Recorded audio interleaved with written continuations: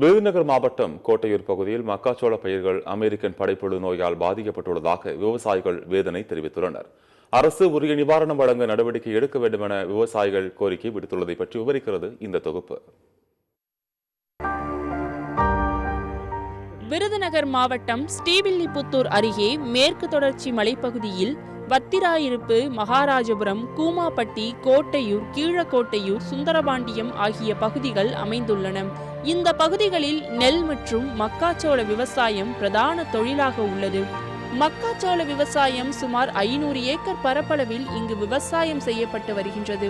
இந்த நிலையில் கடந்த சில மாதங்களாக இங்கு பயிரிடப்பட்டுள்ள மக்காச்சோள பயிர்கள் அமெரிக்கன் படைப்புழு நோயால் கடுமையாக பாதிக்கப்பட்டுள்ளது.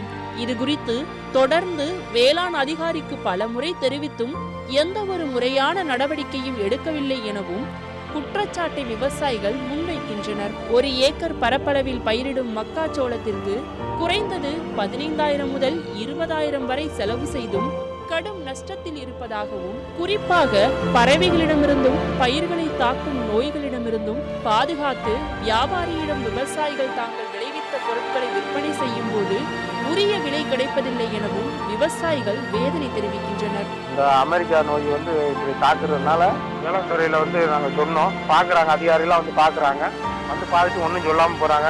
நாங்கள் அப்படி இருந்து 40,000 30,000 செலவு பண்ணி மருந்தெல்லாம் வாங்கி அடித்து கொண்டு வந்து பயிரை வளர வச்சிருவோம். கவர்மெண்ட்டுக்கு நாங்கள் ஒரு கோரிக்கை வச்சுருக்கோம். கவர்மெண்ட்டே எங்களுக்கு கொள்முதல் பண்ணா எங்கள் வாழ்வாதாரம் நல்லா இருக்கும். நடவும் என்ன செய்யுது, புறா பறக்குது. சரி, புறா பறக்கிருச்சா சரின்னு பார்த்தா அப்புறம் மயில் பறக்குது. மயில் பறக்கு முடிஞ்சா கடனை உடனே வாங்கி 10 வாங்கி பொண்டாட்டி தாலியை கூட வச்சு நாங்கள் அடமானம் வச்சு பார்த்தா கடைசியில் விதைப்பொருள்காரங்கிட்ட போனால் படைப்புழு அநியாயம் பண்ணி இது பண்ணுது.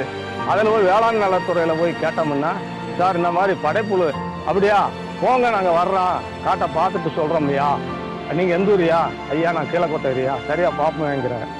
அவங்க என்ன செய்கிறாங்க, 4 பேர் ரோட்லேயே பார்த்துட்டு நாங்கள் எல்லாம் அதெல்லாம் விவசாயம் ரொம்ப தெளிவாக இருக்குது, ஊருக்குள்ளேயே வரமாட்டேங்கிறாங்க.